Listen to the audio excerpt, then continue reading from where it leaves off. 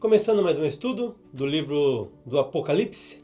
Estamos continuando a nossa série de estudos falando sobre o livro do Apocalipse e hoje nós vamos estudar o capítulo 17. Ok? No capítulo 17 nós vamos entrar numa nova etapa do livro do Apocalipse. Estamos caminhando para o final dele e durante todo o percurso, durante todo esse processo, nos foi apresentado no livro de Apocalipse, nos foi apresentado 5 inimigos da igreja. 5 inimigos que têm se levantado e se levantam contra a igreja e contra o seu Salvador. Os seus inimigos são o dragão, o anticristo, o falso profeta, a grande meretriz e os homens que têm a marca da besta. Esse quadro, esses inimigos nos foram apresentados desde o capítulo 12 até o capítulo 14, mais ou menos. Mas agora, entrando no capítulo 17, nós vamos ver a vitória de Cristo sobre esses inimigos. No capítulo 17, 18 e 19, nós vamos ver a queda e a derrota desses inimigos do nosso Salvador. Em específico, nesse 17, vamos falar sobre a grande meretriz. Inclusive, é esse o tema desse vídeo, desse estudo. O tema é a grande meretriz. E vamos ler o Apocalipse 17, do 1 até o 18, para nós entendermos um pouco sobre essa grande meretriz. Então, peço que você acompanhe comigo aí nessa leitura. Apocalipse 17, do 1, fala assim: Veio um dos 7 anjos que tem as 7 taças e falou comigo, dizendo: Vem, mostrar-te-ei o julgamento da grande meretriz, que se acha sentada sobre muitas águas, com quem se prostituíram os reis da terra, e com o vinho da sua devassidão foi que se embebedaram os que habitam na terra. Transportou-me o anjo então em espírito a um deserto, e vi ali uma mulher montada numa besta escarlate, besta repleta de nomes de blasfêmia, com 7 cabeças e 10 chifres. Achava-se a mulher vestida de púrpura e de escarlata, adornada de ouro e de pedras preciosas e de pérolas, tendo na mão um cálice de ouro transbordante de abominações e com a imundícia das suas prostituições. Na sua fronte achava-se escrito um nome, um mistério: Babilônia, a grande, a mãe das meretrizes e das abominações da terra. Então vi a mulher embriagada com o sangue dos santos e com o sangue das testemunhas de Jesus. E quando a vi, admirei-me com grande espanto. O anjo, porém, me disse: Por que te admiraste? Dir-te-ei o mistério da mulher e da besta que tem as 7 cabeças e os 10 chifres, e que leva então a mulher. A besta que viste era e não é, está para emergir do abismo e caminha para a destruição. E aqueles que habitam sobre a terra, cujos nomes não foram escritos no livro da vida, desde a fundação do mundo, se admirarão, vendo a besta que era e não é, mas aparecerá. Aqui está o sentido que tem sabedoria. As 7 cabeças são 7 montes nos quais a mulher está sentada. São também 7 reis, dos quais caíram 5. Um existe e o outro ainda não chegou. E quando chegar, tem de durar pouco. E a besta, que era e não é, também é ele o 8º rei, e procede dos 7, e caminha para a destruição. Os 10 chifres que vistes são 10 reis, os quais ainda não receberam o reino, mas recebem autoridade como reis, com a besta durante 1 hora. Têm esses um só pensamento, e oferecem à besta o poder e a autoridade que possuem. Pelejarão eles contra o cordeiro, e o cordeiro os vencerá, pois é o Senhor dos senhores, ele é o rei dos reis. Vencerão também os chamados eleitos e fiéis que se acham com ele. Falou-me ainda: as águas que vistes, onde a meretriz está assentada, são povos, são multidões, são nações de línguas. os 10 chifres que vistes e a besta, esses odiarão a meretriz e a farão devastada e despojada. Eles comerão as carnes e a consumirão no fogo, porque em seu coração incutiu Deus, que realize o seu pensamento, executem a uma e deem à besta o reino que possuem, até que se cumpra então a palavra de Deus. A mulher que viste é a grande cidade que domina sobre os reis da terra. Ok? Aqui então tem a descrição, nos fala sobre a grande meretriz, que no caso é a Babilônia, a grande nação, a mãe de todas as abominações. Está aqui no versículo 5, fala assim, ó: na sua fronte, na fronte da meretriz, achava escrito um nome e um mistério: Babilônia, a grande, a mãe das meretrizes e das abominações da terra. Então, se for para nós, de um modo simples, formos apontar para essa meretriz, podemos dizer que ela é representada pela Babilônia, por essa cidade ou pelo que ela representa. Então vamos aqui para o nosso primeiro ponto do estudo. Vamos para a descrição da grande meretriz. Como ela é descrita? Precisamos entender que aqui João ele teve uma visão. Isso para começar. João teve uma visão. Isso aqui, essa meretriz, ela não existe fisicamente, ok?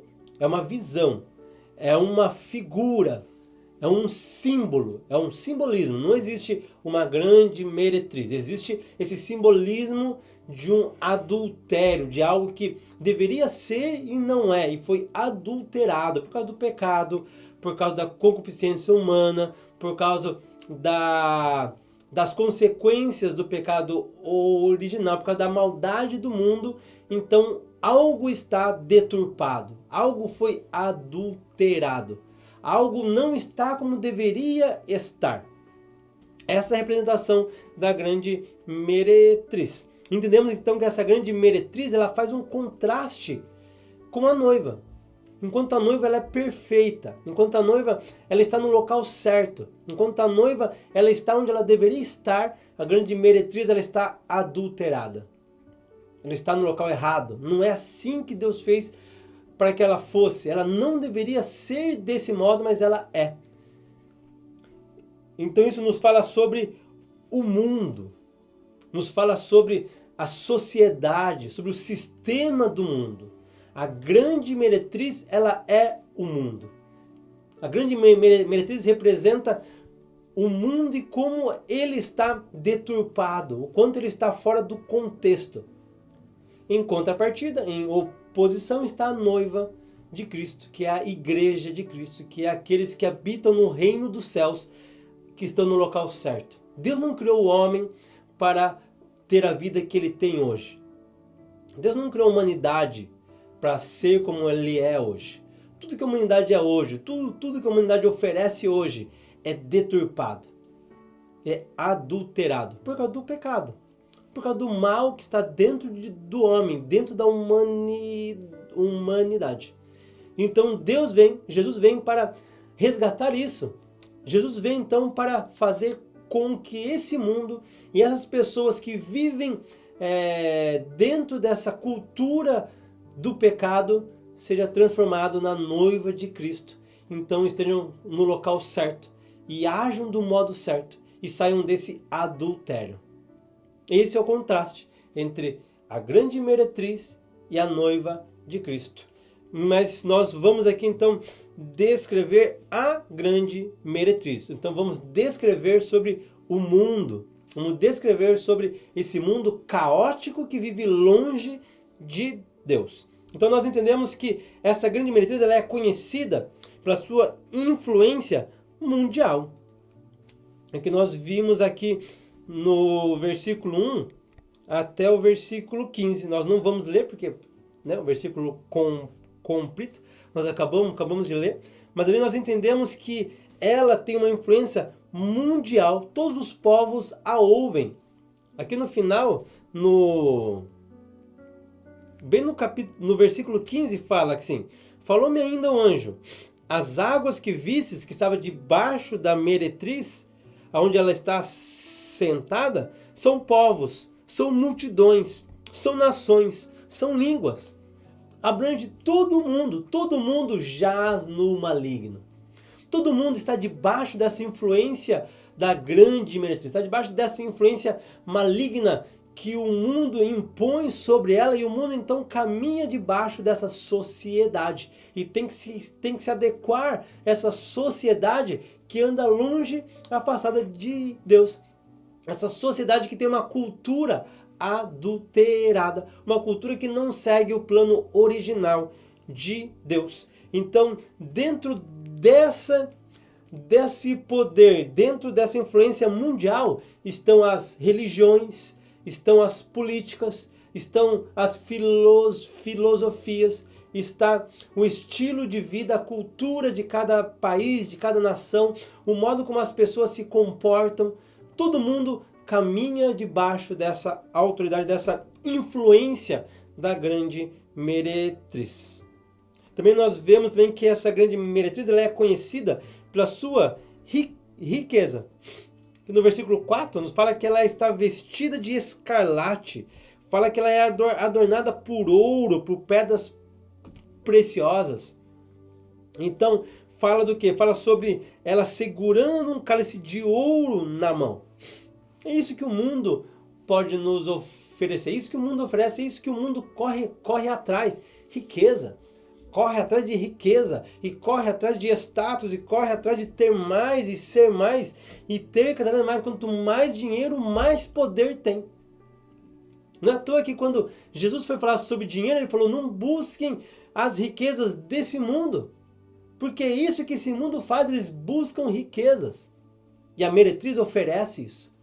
Você tem que vender a sua alma, você tem que vender os seus conceitos, você tem que vender a sua índole, para que você consiga cada vez mais. Você tem que jogar o jogo desse mundo, para que você vença, para que você possa então adquirir essa riqueza que está no mundo. Mas é uma riqueza passageira, é uma riqueza que acaba, é uma riqueza que vai ter fim. Uma riqueza assim que atrai muito, mas é passageira.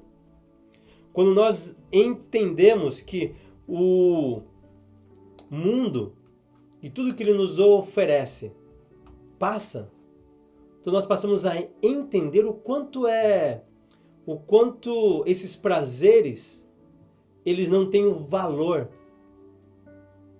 Não é à toa também que é usado como a grande meretriz, porque nos fala sobre prazeres. E o mundo oferece esses prazeres através de suas riquezas. O mundo oferece prazeres, mas prazeres que passam. Que quando você obtém, aquilo passa. Quando você tem, aquilo acaba. Quando você tem aquilo na mão, aquilo já não te traz mais aquela vontade, aquele desejo de continuar segurando aquilo. Nós vemos esse exemplo com o filho de Davi. O filho de Davi, Amnon, ele se apaixonou pela sua irmã. E ele ficou apaixonado e ficou vidrado na beleza da sua irmã. E ele desejou com todas as suas forças possuir ela, ter ela. Ao ponto que ele mentiu, enganou, ele fez o que fez para conseguir forçá-la a ser dele. E quando ele conseguiu tomá-la, quando ele conseguiu ter ela, após ele conseguir ter ela para si, a Bíblia fala que ele olhou para ela e houve uma repulsa da parte dele. E toda aquela paixão, todo aquele apreço, toda aquela vontade de ter ela se transformou numa repulsa. E ele já não quis mais ela. É um exemplo de como a humanidade é em relação às riquezas desse mundo. A humanidade quer, deseja, vai atrás, e quando eles conseguem, quando eles alcançam, eles veem que não é isso não. Não é isso que vai me satisfazer. não é isso que vai suprir o vazio, não é isso que vai suprir a minha necessidade, não é isso que vai me trazer alegria.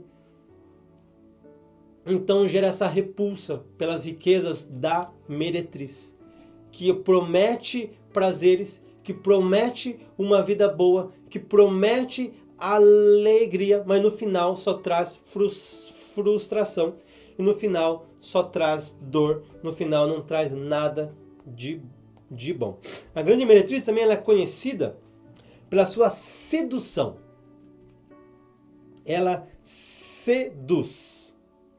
Essa meretriz, ela se prostituía não apenas com reis, mas ela dá vinho para a devassidão dos homens. Nós vemos isso lá no versículo 2, 4, 5, nós vamos vendo um amontoado de devassidão que ela vai oferecendo.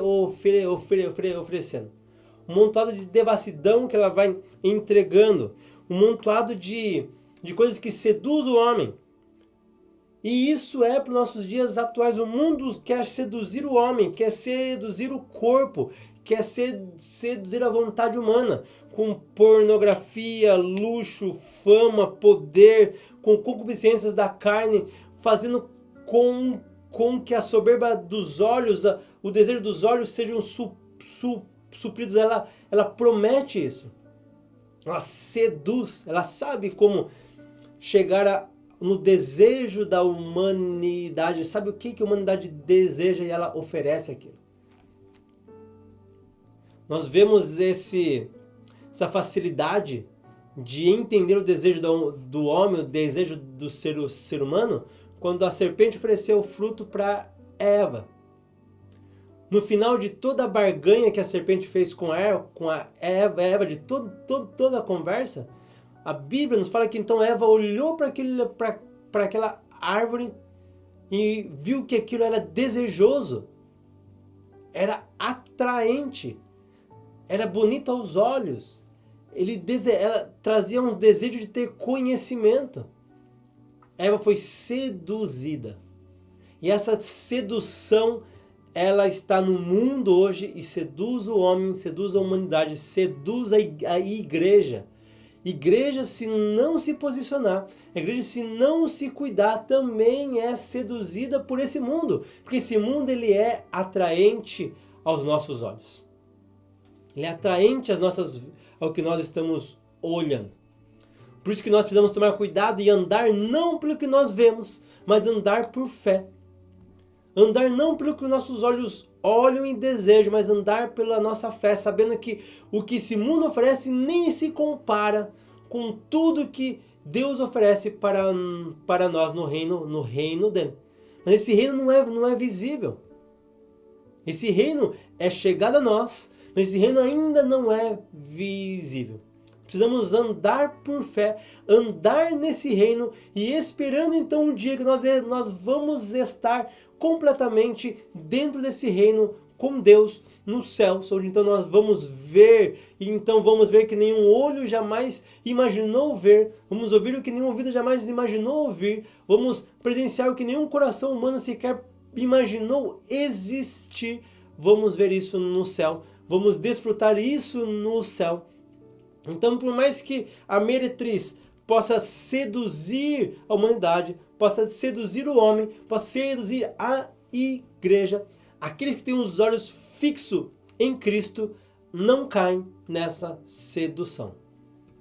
Eles não vão se deixar ser seduzidos pela grande meretriz. Pelo contrário, eles vão se distanciar da grande meretriz, sabendo que tudo que ela está oferecendo para seduzi-los, tudo isso não tem valor algum. E vão escolher aquilo que é eterno, as riquezas que apenas no céu nós vamos ter, onde nem traça e nem ferrugem vão fazer com que acabem. E por fim, a grande meretriz também ela é conhecida pela sua violência. A grande meretriz ela é violenta. Mas violenta para com quem? Violenta para com a igreja. Ela é violenta para nós. A igreja, a meretriz, ela ataca o povo de Deus. Está aqui no versículo 6. Fala assim: então vi a mulher embriagada com o sangue de quem? O sangue dos santos, o nosso sangue. E com o sangue das testemunhas de Cristo, o nosso sangue. E quando a vi, admirei-me com um grande espanto. Ela está com as mãos sujas de sangue do povo de Deus. Ela é violenta. Ela é violenta. Para aqueles que não se dobram à sua vontade, para aqueles que não se dobram à sua sedução, para aqueles que não se dobram para as suas riquezas, para aqueles que não se dobram para a sua influência, ela é violenta. E durante toda a história nós vemos a perseguição que ela impôs ao reino dos céus. A perseguição que ela impôs ao povo de Deus. Nós vimos isso em várias nações, nós vimos isso em Roma, nós vimos isso durante a perseguição em Primeira Guerra Mundial, Segunda Guerra Mundial. A gente vê essa perseguição durante nos países fechados ao cristianismo. Nós vemos essa perseguição em toda a história. Nós vemos aqueles que não se dobram à realidade que a grande meretriz impõe, esses são perseguidos, são violentados e são mortos. Então ela é sim violenta, mas ela não é vencedora. Por mais que ela é violenta, por mais que ela se coloca numa posição que ela se acha acima e tendo autoridade, nós vamos ver no próximo vídeo que as coisas não são assim. Por mais que ela se coloque como violenta contra o reino dos céus, contra os santos, no final quem vence são os santos. Então eu te convido a ver a próxima aula. E nessa aula nós vamos ver um pouquinho sobre a besta, vamos descrever um pouco também sobre a besta, e nós vamos ver então a vitória do corpo de Cristo, vamos ver a vitória da igreja sobre a grande meretriz e sobre a besta. Então nos vemos no próximo vídeo e que Deus te abençoe.